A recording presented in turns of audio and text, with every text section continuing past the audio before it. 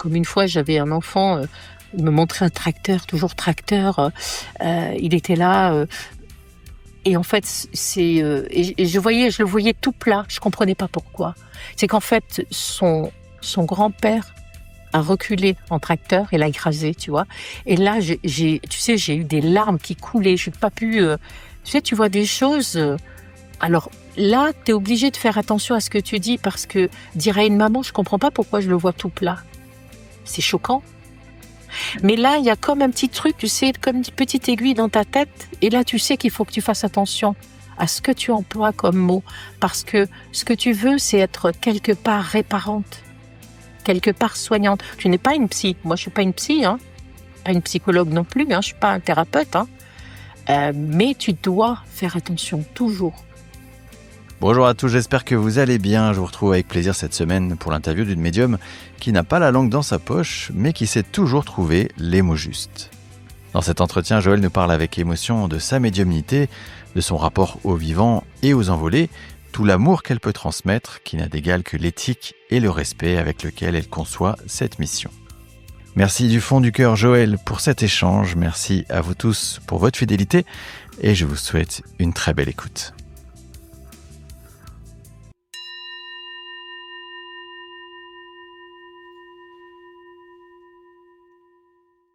Eh bien Joëlle, merci beaucoup d'avoir accepté mon invitation pour ce podcast. Je suis ravi de t'accueillir pour parler de qui tu es, de ce que tu fais, de comment tu le fais. Mais en tout premier lieu, pour les auditeurs qui ne te connaîtraient pas encore, est-ce que tu peux brièvement te présenter ? Bien, merci de m'avoir invité à ce podcast. Je salue tous les auditeurs, tous ceux qui vont écouter cette émission-là. Alors, je suis Joëlle Pfeiffer, la fille de mon père, bien évidemment. J'y tiens beaucoup parce que j'adorais mon père. Et je suis médium, ce que vous appelez médium, et ma nationalité, c'est luxembourgeoise. J'en suis très, très fière. C'est celle de mes ancêtres. Donc, et je vis dans le pays de mes ancêtres. Alors tu es médium, tu viens de le dire. Concrètement, qu'est-ce que ça veut dire pour toi être médium ? Parce que il y a autant de définitions maintenant que de personnes médiums. Ça veut dire quoi et comment ça se concrétise pour toi cette idée de médium ? Médium, alors c'est un état d'être, je crois. C'est un travail à plein temps, ça c'est sûr et certain, hein. Mais c'est un état d'être, un état de dépouillement de soi, d'humilité aussi forcément, hein, d'empathie, d'amour pour son prochain. Obligatoirement parce que on peut pas être de 8 heures le matin jusqu'au soir à faire des communications avec des envolées si on n'aime pas l'autre quelque part. Tu vois ce que je veux te dire? Pas que je suis béni oui oui et puis bisounours, pas du tout. Mais voilà, c'est un état d'être, hein. C'est l'acceptation aussi, très souvent de subir des énergies intenses, comme, la pollution de la part des défunts, bien sûr, de la part des vivants surtout et aussi quelquefois des défunts. C'est bouleversant, c'est cabossant, c'est émotionnellement aussi, très parlant et intense. Mais c'est aussi accepter de la tristesse et la souffrance de l'autre, tu vois? Quelque part aussi. C'est, parce qu'on s'efforce de répondre aux besoins de l'autre et on pratique une médiumnité soignante. Tu vois ce que je veux te dire? Pas une médiumnité sans vous dire, il est là, il est bien passé dans la lumière, il est parfaitement bien, non.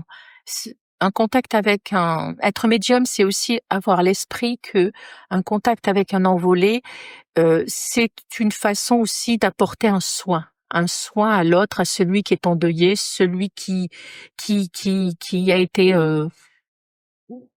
voilà, qui a été coupé, par la vie, en 2 parce qu'il a perdu un être cher ou un enfant, hein. C'est aussi, ça c'est une phrase que j'adore, c'est être toujours dans le savoir-être, dans le savoir-paraître aussi, dans le savoir se taire aussi, hein. Je pense que beaucoup de médiums ont une grande gueule, comme je dis. Il faut mieux se taire bien souvent, pour être en capacité du juste savoir dire. Et non pas, en plus, apporter à des messages douteux sur des messages douteux, leurs propres émotions, tu vois? Donc c'est être médium, c'est être en conscience de qui on est et surtout ce qu'on fait. C'est ça, être médium. Je suis très content de t'entendre parler de la dimension thérapeutique de cette médiumnité, du fait que tu apportes un soin à l'autre et qu'avant tout, c'est ça. Parce que j'ai la sensation, et je sais pas si tu partages cet avis, mais que parfois on s'éloigne un petit peu mmh, de cet aspect-là, de ce métier, alors qu'en fait, pour moi, c'est vraiment la clé, c'est absolument fondamental, en fait. Bah, c'est fondamental. Tu sais, la communication avec un envolé, c'est un moment intense c'est divin, c'est presque divin. Imagine-toi. Je sais pas d'où ça vient. Je sais que la paroi est très mince entre eux et nous, mais c'est beaucoup plus complexe et compliqué que je pense que ce que je peux le dire. Mais ça a quelque chose de divin, tu sais, c'est un espace-temps comme si tu étais, alors j'ai jamais été dans l'espace, mais comme si tu étais dans une capsule. Il y a plus de temps, il y a plus de, tout est léger, tout est simple et tout est fluide, tu vois. Même si l'envolé a un coup de gueule, tu vois, même si tu as affaire à un envolé qui était un sale con entre guillemets quand il était là et qui est toujours un sale con parce que ceux qui nous affirment que on devient des petits anges et puis des bisounours et qu'on vit dans l'amour, gageur, je te prie d'excuser mais gageur. Non, non, parce que j'en ai souvent, enfin, c'est ma particularité peut-être aussi, et puis je le dis de toute façon, j'ai affaire à des envolés qui ont des comptes à régler, et je crois que dans mon livre j'en parle. Enfin, j'en parle sans en parler, mais au travers des exemples de consultations que je vous narre, bien sûr, on peut s'apercevoir effectivement de l'humour qui est de l'autre côté. On peut s'apercevoir de la colère encore d'une femme qui est partie déjà depuis 5 6 ans parce que ça a été une femme trompée, voilà, au travers d'un exemple bien précis, c'est-à-dire sa bague, cette fameuse bague que son mari lui a offerte, une bague Hermès d'ailleurs, c'est euh, c'est une belle bague, elle est magnifique d'ailleurs, il me l'a montré, mais elle n'a jamais voulu la porter parce que j'entendais qu'elle me disait que c'était un sale con et qu'il l'avait trompée et que mettre cette bague, c'était accepter la tromperie alors qu'elle ne l'a jamais acceptée. Voilà. Donc imaginer que les envolés puissent changer d'avis sur des points de vue qu'ils avaient quand ils étaient dans cette temporalité, c'est s'avancer un peu beaucoup. Je n'affirme rien, je propose. Je dis c'est peut-être pas tout à fait ça. Ouvrons la discussion, tu vois, ouvrons la Mmh. discussion et émettons des hypothèses. Voilà. Oui, c'est-à-dire que au minimum, ce que tu dis, c'est que il n'y a pas une sorte de changement, immédiat, de switch. Immédiat, ah non. Alors moi, quand je reprends une consultation ou une photo, bien sûr, je la reconnais. Je dis à la dame ou au monsieur qui me demande cette consultation, je lui envoie un petit mot en disant, je connais cette photo, nous avons déjà eu une consultation. Parce que les visages des vivants, je les oublie, mais pas ceux des envolés, hein. Je peux te dire que je me rappelle. Je me rappelle pas de ce que j'ai dit et de ce qu'ils m'ont dit et de ce que j'ai restitué, mais je me rappelle de leur visage. Et donc, quand on me dit oui, il y a 3 mois, on a eu une consultation, je dis non. Alors, dans le temps, on va reculer un petit peu, si vous voulez, parce que je vais vous raconter la même histoire, je vais capter probablement les mêmes détails, et vous aurez cette sensation qu'en fait, de déjà vu, de déjà entendu, et vous aurez payé pour rien. Donc, puisque vous Mmh. devez payer, autant que ce soit pour quelque chose. Comment ça se passe? Est-ce que c'est différent pour toi quand tu as des enfants? Pour toi, émotionnellement, est-ce que c'est quelque chose de particulier? Émotionnellement, ça me flingue, ça c'est sûr et certain. Surtout quand c'est un ou une adolescente. J'avais hier une maman qui voulait une consultation pour pas pour prendre contact avec sa fille, mais savoir pourquoi ça s'était passé, hein. Et je veux dire entre la différence 21 ans et 25 ans, ma fille, c'est pareil, c'est des ados, tu vois? Mais passer ce moment, si tu veux, d'émotion de mortel, j'allais dire, de d'humaine, mortelle ou humaine? Les 2, hein.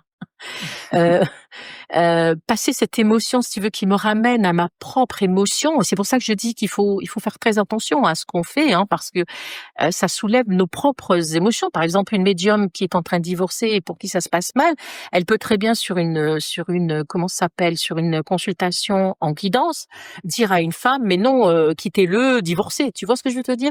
Je dis ça parce que je l'ai eu entendu. Tu sais, avant de devenir ce que je suis devenue, j'en ai fréquenté, enfin, j'ai payé des consultations d'une part pour avoir des nouvelles de ma fille, mais aussi pour tout le reste. Et c'est du grand n'importe quoi des fois, hein.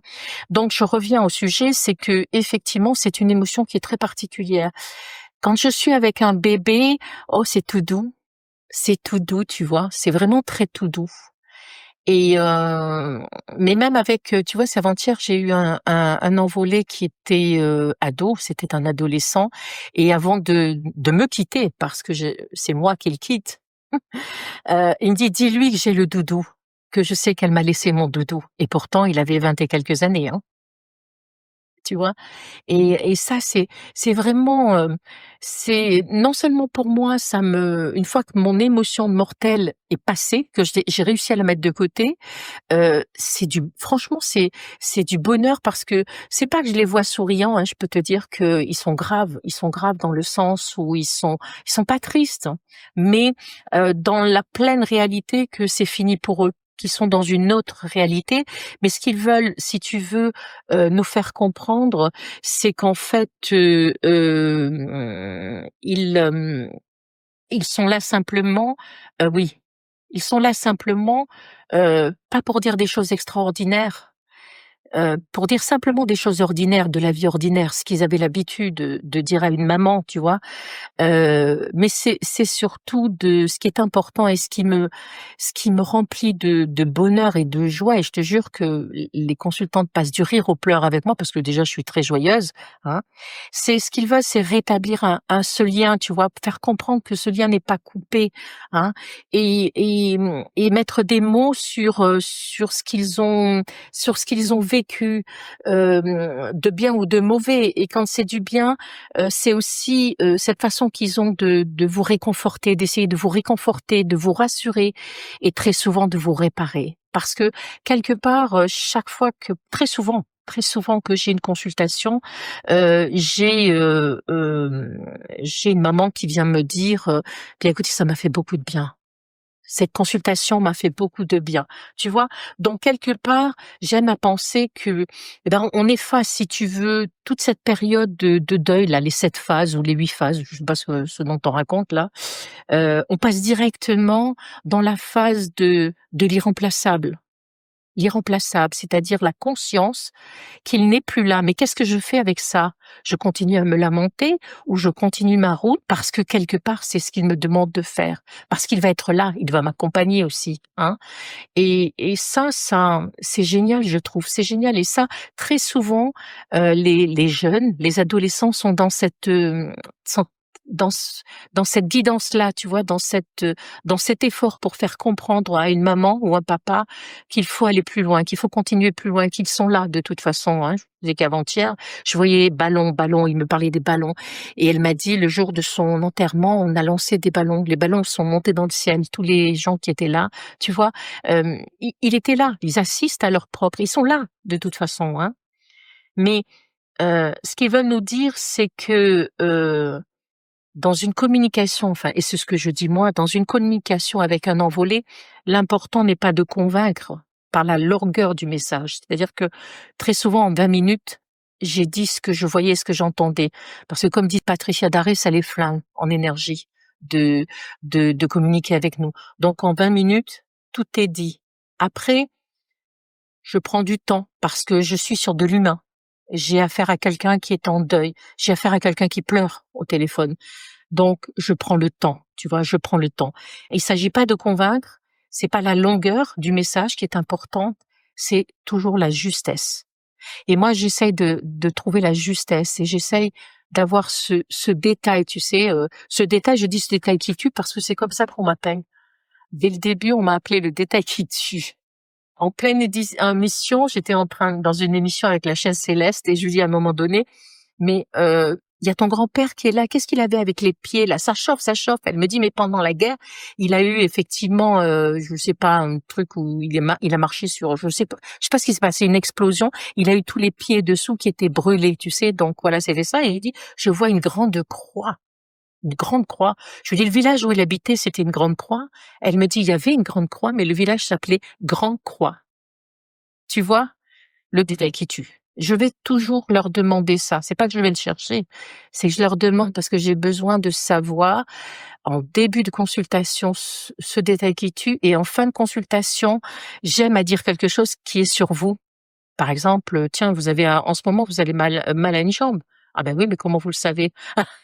Je Votre jambe est en train de me le dire. Il faut que je sache si j'étais avec votre avatar ou vous. C'est débile, je sais, mais je fonctionne comme ça. Est-ce que ça veut dire que tu te mets un peu de pression? Ouais. Mais franchement, faire ce qu'on fait, je pense que en conscience, je pense que beaucoup de médiums devraient, ça n'intéresse que moi ce que je dis, hein, d'accord? Mais je dis que on devrait se mettre dans cette situation-là, c'est-à-dire une obligation, pas de réussite parce que c'est pas une question de réussite, mais une obligation de résultat, c'est-à-dire une belle communication avec un envolé, une belle communication soignante avec, une médiumnité comment on dit, évidentielle, factuelle et évidentielle. C'est-à-dire factuelle, bah tiens, ton grand-père, il avait des poules? Oui, il avait des poules. Mais attends, c'est bizarre, donc ça, c'est factuel. C'est bizarre, il leur donnait un nom à chacune? Oui, tout à fait. Ça, c'est évidentiel. Tu vois ce que je veux te dire? Ouais, ouais, je vois bien. Donc quand on fait un travail, un joli travail, il faut faire un joli travail, c'est comme un boucher, hein, je veux dire, si tu vends ta barbaque comme ça, elle fait envie à personne. Tandis que si ta viande elle est belle et puis que tu la traites bien et que ça se voit que tu aimes ton métier, bah, tu es peut-être plus enclin à en faire peut-être moins, mais mieux. Tu disais tout à l'heure que tu prenais l'exemple, des adolescents, par exemple, ou des jeunes adultes et à l'inverse, parfois de certains envolés qui sont encore dans une certaine rancœur ou qui ont encore des émotions un peu lourdes. On a la sensation quand on t'écoute que presque, il y a une inversion, c'est-à-dire que plus le départ est jeune, plus, eh bien, on est sur une âme qui, a déjà un certain recul, alors que plus la personne est peut-être, a du vécu sur cette terre, dans son incarnation, plus elle a du mal à sortir de son ego, de ses problèmes matériels, de ses rancœurs, émotionnelles et cetera. Je pense que simplement, une personne qui a un âge beaucoup plus avancé qu'un adolescent a une vie plus longue, hein, si on parle en longueur de temps, puisqu'on sait maintenant que le temps n'existe pas, hein. Simplement un un boursicotage de notre cerveau, hein. Je dirais simplement, ils ont plus d'expérience, et ils vont rappeler, là, en ce sens, c'est le premier exemple, je crois, que je donne dans mon livre, que je raconte. Elle nous parle de plein de choses qu'elle a beaucoup aimées, ces carnets qu'elle écrivait, cette formation qu'elle suivait, et les carnets, on me les a présentés, hein, et j'ai eu un plaisir, gourmand à les feuilleter, hein, parce que c'était une femme avec une évolution un petit peu, au-dessus du commun des mortels, hein. Mais si tu veux les rancœurs ou rappeler certaines choses, je crois que dans une autre, je suis effectivement avec, comment ça s'appelle? Un envolé, sa femme dit, j'ai entendu, il s'est fait avoir comme une bleusaille. Alors dans une consultation, quand on commence comme ça, je te dis qu'on est mal, hein. Moi je lui dis: «Écoutez, pardonnez-moi, mais c'est ce que j'entends». Elle me dit: «Bon, c'était bien sa façon de parler, il y a pas de souci». Il s'est fait avoir comme une bleusaille parce que, si tu veux, il a amené son enfant, son petit enfant, voir sa maîtresse. Voilà. Et le soir à table, le gamin, il a parlé de ça, il a dit: «J'ai été voir la copine de papa avec papa». Tu vois? Donc sa femme, alors tu me diras, c'est toujours, mais c'est pour vous expliquer que c'est pas forcément il va bien, il est bien passé dans ce couloir.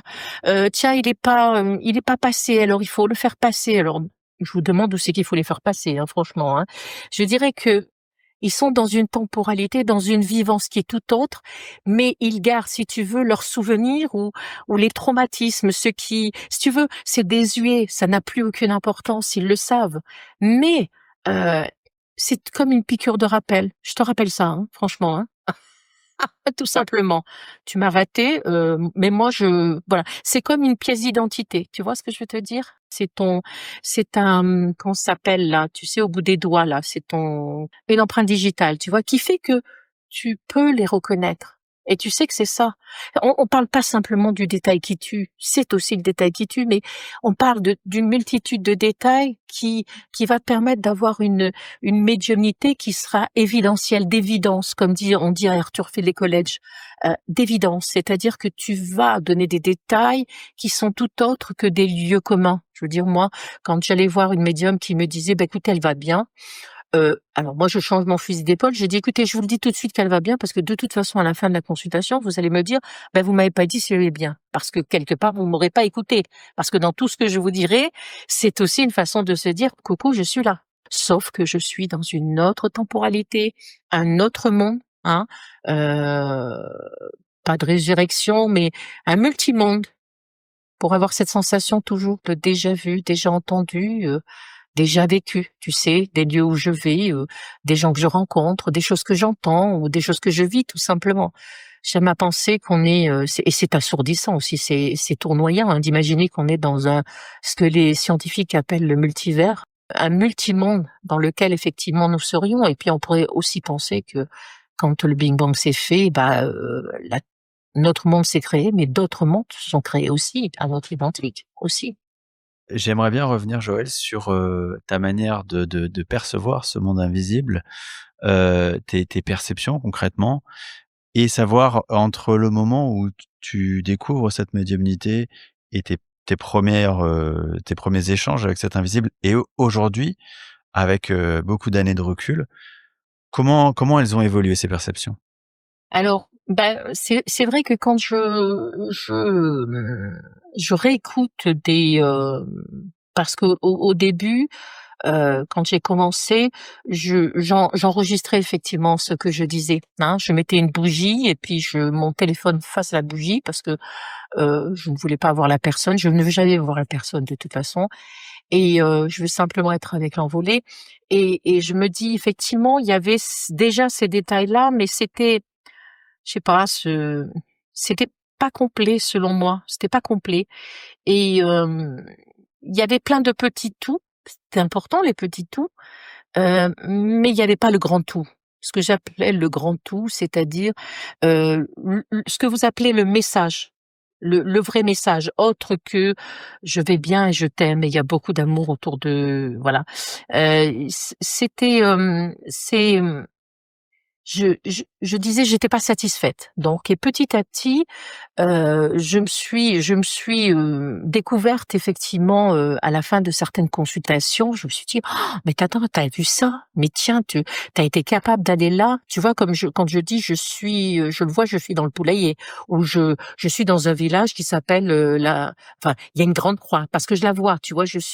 Donc j'étais capable de me déplacer, d'y aller aussi, de voir effectivement quelqu'un qui est, allongé par terre, qui est décédé chez lui ou qui est, décédé ou qui s'est envolé de son chez lui, de son lit, tu vois? Il y a eu une évolution. Il y a eu une certaine évolution aussi dans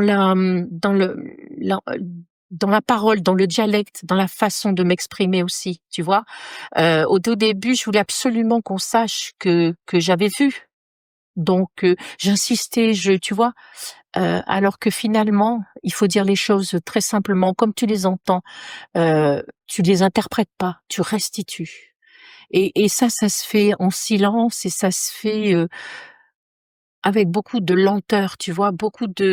Tu prends des précautions, vraiment le mot, tu sais, quand tu l'as dans la tête, il y a une émotion qui vient et ben, il faut que tu saches absolument l'écarter, tu vois?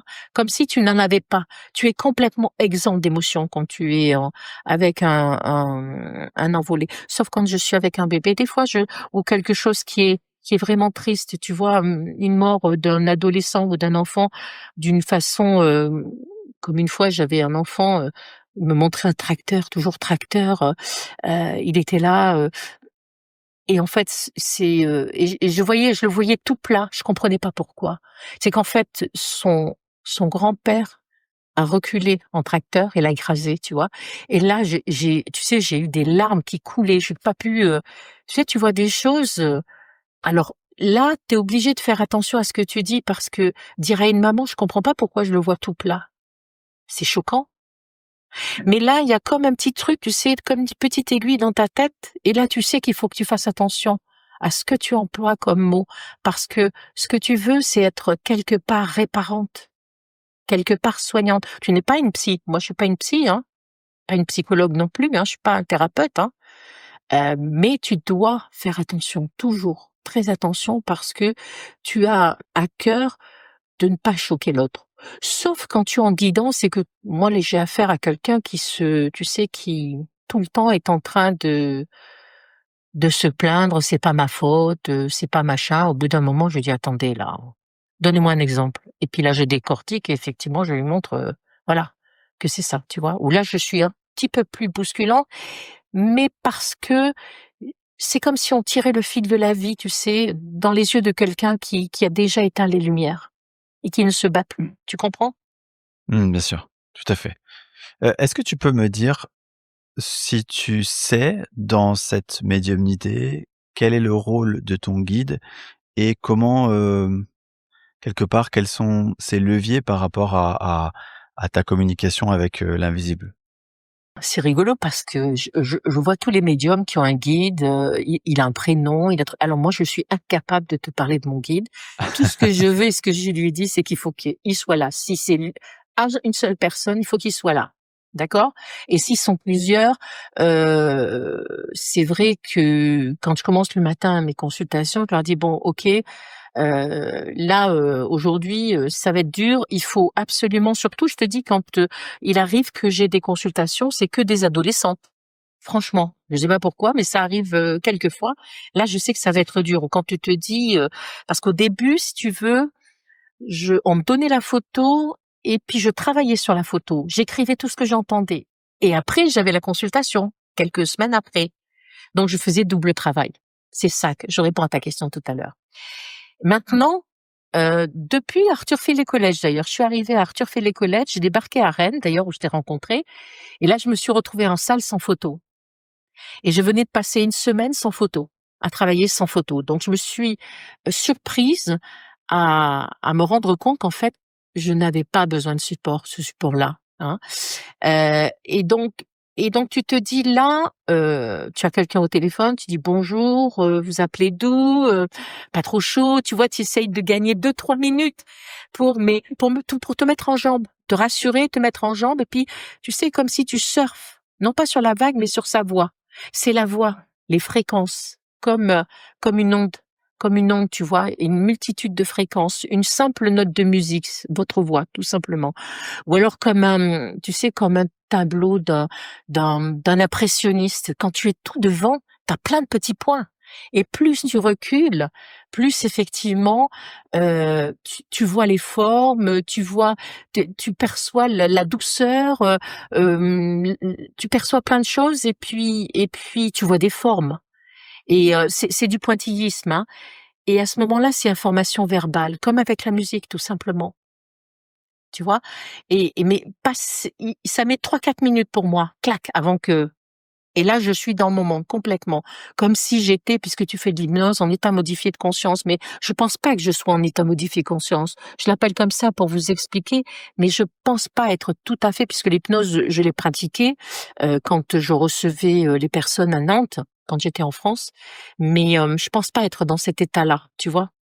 Moi, je vois ça comme, tu vois, on la personne vient et en fait, c'est comme si, à travers l'échange, il y avait, tu parlais de vibrations, effectivement, une sorte de vague de vibrations qui vient rentrer dans ton champ et tu te connectes à ça, en fait et c'est porteur de plein d'informations et ça te le connecte, en fait, après à C'est même pas une connexion, c'est comme si tu avais, tu sais, une infinie possibilité d'informations, mais on te met en exergue ou en couleur ou en tu vois, les mots.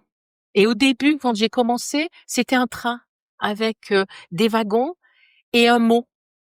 Tu vois? Le wagon était tout blanc et le mot était noir. Alors, j'avais l'impression, si tu veux, de fonctionner comme une ouija, hein, si tu veux, parce que c'était long l'information, hein, je peux te dire que mais j'ai longtemps fonctionné comme ça. J'ai longtemps fonctionné comme ça et c'était très handicapant. Ça marchait, mais fallait me suivre quand même, hein. oui, ce que tu dis derrière, c'est que finalement, c'est l'entraînement qui t'a permis d'affiner, ton aussi ton code et ton Plus j'ai eu de consultations, plus effectivement j'étais dans cet état, si tu veux, j'en sors quand, j'ai fini mes consultations et que j'éteins l'ordinateur et que je descends et que je dis à mon mari: «J'ai fini». Voilà. Là, je suis dans mon monde à moi. Sinon j'ai l'impression d'être ailleurs, dans un ailleurs, tu vois? C'est pas pour me la péter, mais je te jure que je fonctionne comme ça. Puisque les gens se demandent et me disent, c'est incroyable, comment vous faites? Mais je ne fais rien, moi. Moi, je pars du principe, je pense qu'un médium ne fait rien. C'est même pas un canal, c'est même pas un tuyau, c'est même pas un four dans la nuit. C'est, je sais pas, c'est une possibilité comme un chef d'orchestre, tu sais, qui a cette oreille absolue et que nous, on n'a pas. Tu vois? On sait qu'on peut le faire, c'est tout. Mais je me pose pas la question à savoir qui, que, quoi, comment. Ça n'est pas mon problème.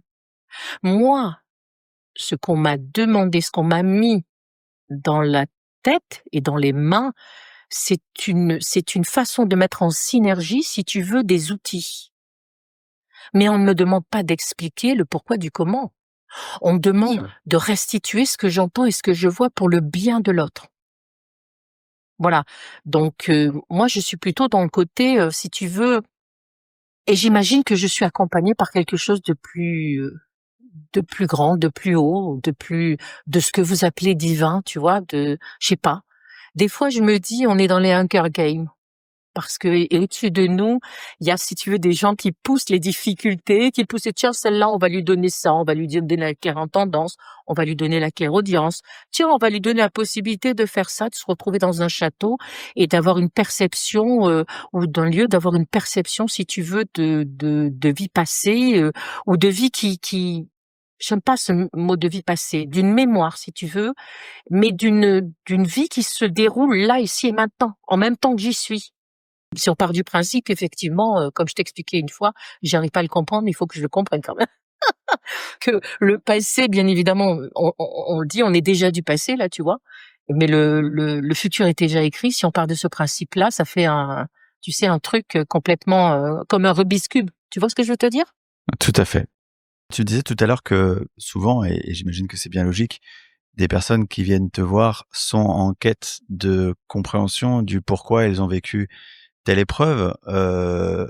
Toi qui justement as eu une vie qui a été également parsemée d'épreuves, et tu nous en parlais avec le décès de ta fille, est-ce que à l'âge que tu as aujourd'hui, est-ce que avec le recul et quelque part les informations subtiles que tu as pu récolter, tu as la compréhension du pourquoi tu as vécu telles épreuves, du pourquoi plus largement, hein, pourquoi tu es ici dans ce rôle, sur cette terre, en tant que médium, tu vois? Est-ce que tu as cette vision plus large?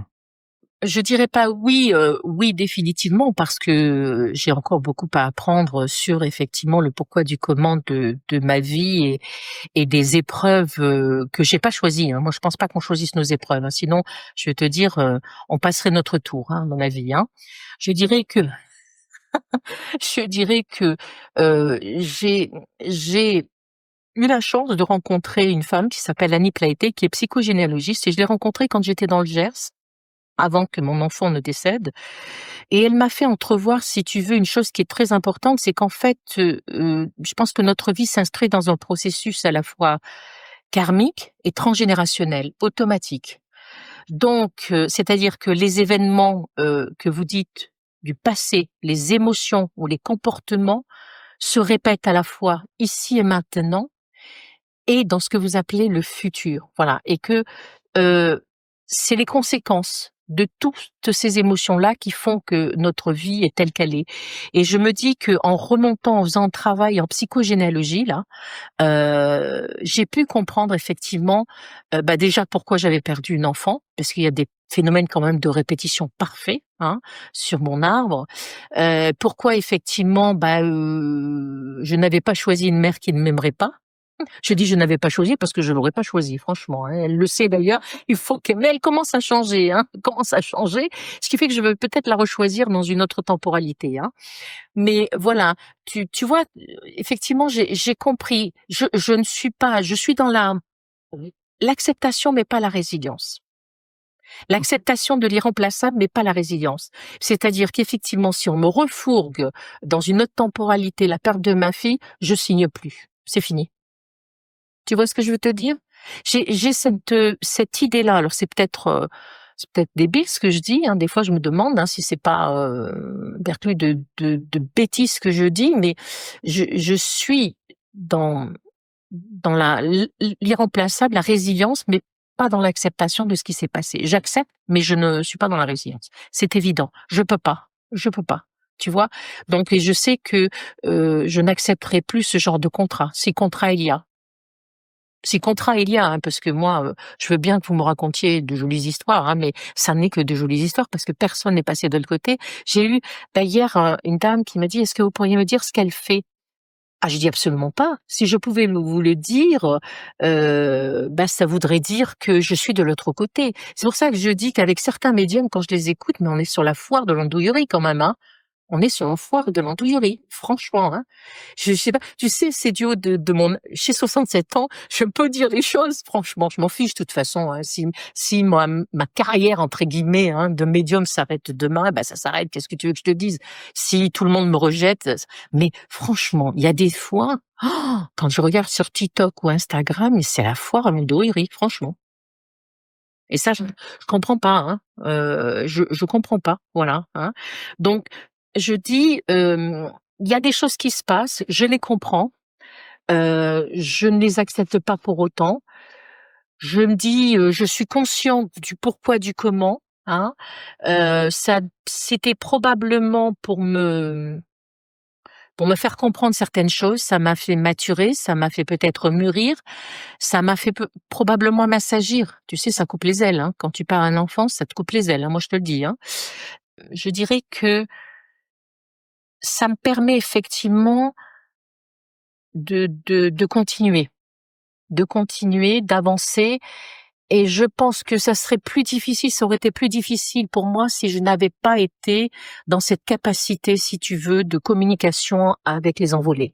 Mais ça, c'est aussi, je l'explique dans mon premier livre, c'est une volonté que j'ai eue de gueuler après ma fille, et gueuler vraiment, hein.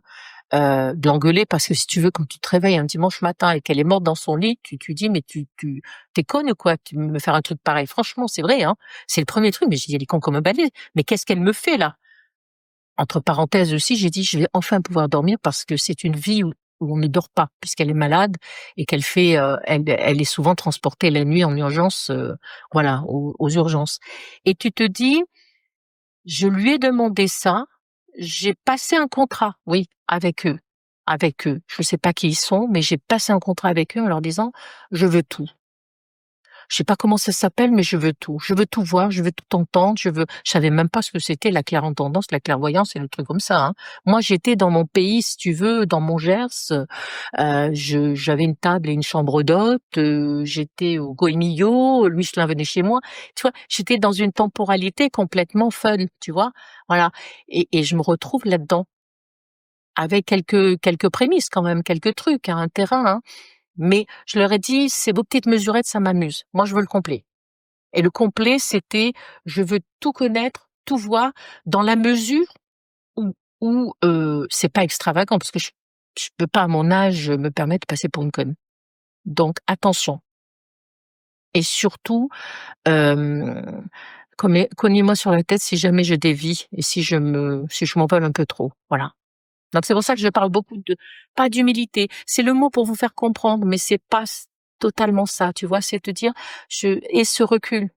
Quand, je suis en guidance et que je sais qu'on me ment ou que je sais qu'il y a quelque chose, avec, un couple à 3, je m'interdis de juger. Je resterai, tu sais, très en retrait par rapport à vous, l'humain, et toutes vos défaillances, tous vos mensonges, tous vos, tu vois? Toute cette façon que vous avez de déraper, de vous arranger, tout simplement. Puisque moi aussi je suis humaine, hein, je l'ai fait, hein.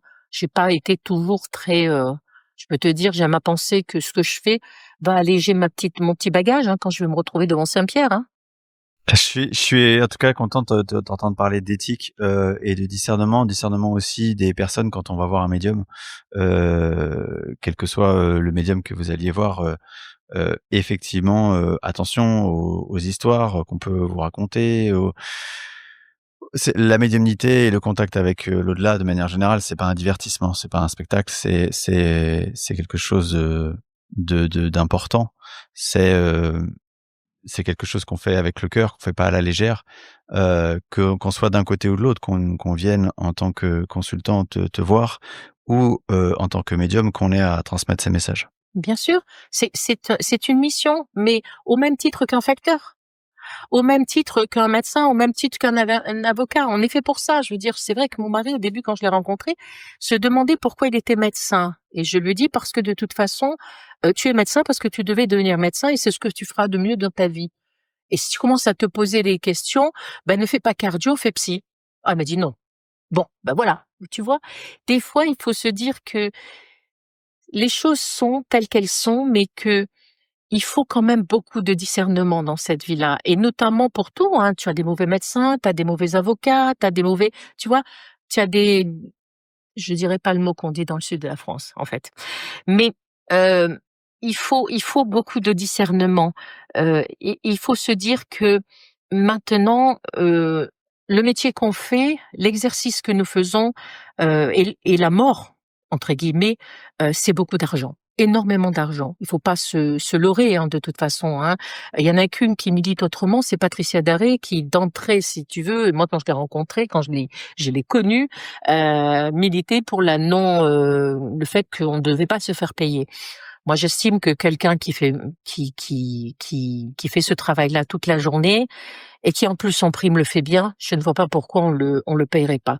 Si étant dit, comme je dis dans mon livre, j'aimerais bien qu'il y ait quelque chose de mis en place, tu vois, une vraie, parce que je vois moi-même, je disais, hein, j'ai pas toujours été très soft dans cette façon d'être médium au début, mais bon, il a suffi que je me mette en auto-entrepreneur pour que voilà, je puisse le faire, tu vois. Mais jamais personne n'est venu me dire, mais vous dites que vous êtes ça, mais comment tu vois ce que je veux te dire? Par contre, au Luxembourg, on m'a demandé de remplir un dossier et de défendre mon dossier pour avoir une autorisation de travailler et de faire. Parce que ce métier-là, je dis, mais c'est quoi ça? Même mon banquier, pour avoir un compte professionnel, et si je n'avais pas ce compte professionnel-là, je ne pouvais pas exercer. Tu vois?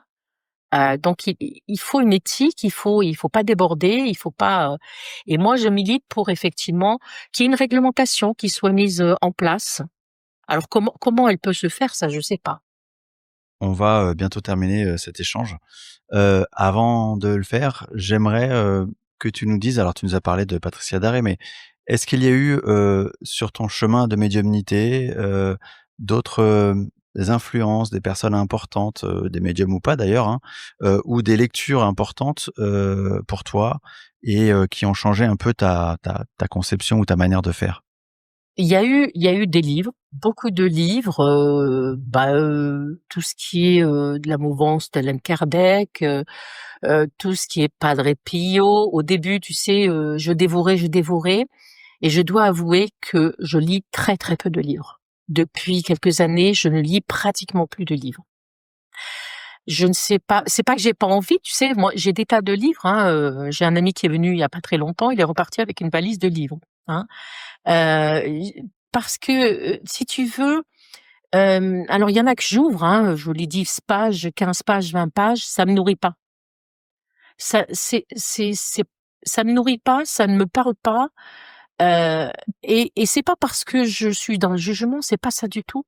Je pense qu'il faut que je sois vierge quelque part. Bon, à 67 ans, je le suis plus, bien sûr, hein, tu le sais, hein. Mais il faut que je sois vierge de toute information qui pourrait me pirater, ou sur lequel je pourrais slider, c'est-à-dire oui, alors c'est un tunnel, ils sont là. Non, non, c'est pas comme ça que moi je vois les choses. Je les vois pas comme ça, mais je vais pas les imposer. Mon point de vue, je vais pas l'imposer. Et donc je ne lis pas parce que quelque part on va toujours, tu sais, j'aimerais voir un médium qui aille à contresens, complètement à contresens de tout ce qui est dit. J'adorerais. Et d'ailleurs, je lui dirais, je rentre en salle avec toi. Parce que alors là, on va s'amuser. Je peux te dire qu'on va s'amuser. Mais si vraiment, effectivement, je pense qu'à la lecture de mon livre, déjà, on a une petite approche de qui je suis et qui je ne suis pas, et comment je fonctionne. Je dirais, euh, il faudrait le faire autrement. Il faudrait avoir le courage, tu vois, de le dire, de l'affirmer, de se dire, moi, non, je ne suis pas d'accord avec ça, ou je ne le vois pas pareillement. Mais tu sais, le point de vue de l'autre est pas du tout accepté dans ce milieu-là. C'est chacun pour soi et Dieu pour tous. Et si tu as le malheur en plus de prendre un client à quelqu'un d'autre, alors là tu es morte, franchement, hein. C'est pas un milieu de bisounours, de grands bienveillants. J'en connais des bienveillants, je les fréquente. Mais si tu veux, au regard des centaines et des centaines de gens qui se découvrent être voyants, médiums, ou que je ne sais quoi, ou travailler sur les énergies, je me dis franchement, quand je vois effectivement les batailles sur les groupes, je me dis que finalement ce milieu-là, vous savez, c'est pareil, hein, de toute façon on va dans le monde des curés ou de la religion, c'est pas top non plus. Tu vois, dans tous les milieux, de toute façon. Oui, c'est pas parce qu'on est dans un milieu spirituel que les gens agissent de manière spirituelle, entre guillemets. Mais alors ça, c'est quand ils te disent: «Moi, je suis spirituel, j'ai vu la Vierge». Ça veut dire ça, j'ai vu la Vierge. Pas du tout. C'est une connerie, une connerie. Donc, tu te dis: «Je ne lis pas parce que, c'est très rare les livres», j'ai lu, les livres d'Alexandre Gabriel, par exemple, parce que c'est pas du tout mon milieu. Ce milieu-là de la numérologie, je connais pas du tout, hein. Donc, je lis. J'ai lu le livre de Amélie Bonnevanne. Parce que je savais que j'y étais dedans, mais c'était intéressant de découvrir les autres, tu vois, de se dire tiens, je suis dans ce livre-là et j'ai été surprise. Il y en a un ou deux qui m'ont surpris, mais dans le bon sens, hein. J'ai lu Patricia Daré, son dernier, j'ai arrêté à la 32e page. Pas que ça ne m'intéressait pas, c'est que ça ne me nourrissait pas. Non, j'ai lu, oui, j'ai lu. J'ai surtout beaucoup partagé des envies, si tu veux, des envies de rencontrer mieux. C'est très important. Tu vois souvent des médiums qui sont ténébreux. Les morts de parlent. Tu vois ce que je veux te dire? Mais vous rencontrez des médiums, Kevin par exemple, mais c'est un soleil. Ces cartes, j'ai dit peut-être des cartes à la fin, si elles étaient plus épaisses, parce que c'est aussi fin que du papier toilette, donc c'est pas. Il faut que ça soit un peu plus gros, tu vois. À bon entendeur, Kevin. Je lui ai dit, il a ri. Mais son livre m'a beaucoup amusé. Je l'ai feuilleté, je l'ai lu. Ça m'a diverti, tu vois. Ça m'a rappelé l'Islande. L'Islande où chaque fois qu'on veut construire quelque chose, un endroit, on fait venir quelqu'un, si tu veux, pour voir s'il y a pas une maison de lutin, des elfes, des choses comme ça, tu vois. Ça m'a fait penser à ça. Anne-Hélène. Anne-Hélène, quand je la lis, effectivement, c'est profond. Il y a une profondeur d'âme et une justesse, comment on appelle ça, d'évidence. On parle d'Anne-Hélène Gravignano. Oui, oui, quand on dit Anne-Hélène, c'est Anne-Hélène Gravignano. Que j'ai reçu il y a pas très longtemps. Voilà, j'aime aussi le questionnement. Alors j'ai lu les livres de Laurent Jacques, hein, bien sûr, et de Philippe. Ce que j'ai beaucoup aimé, c'est le questionnement perpétuel, tu vois, la remise en question. J'aime beaucoup le cheminement, tu vois. J'aime les gens qui ont des doutes. En fait, moi, je suis une femme peut-être douteuse aussi, mais j'ai beaucoup de doutes. Hein.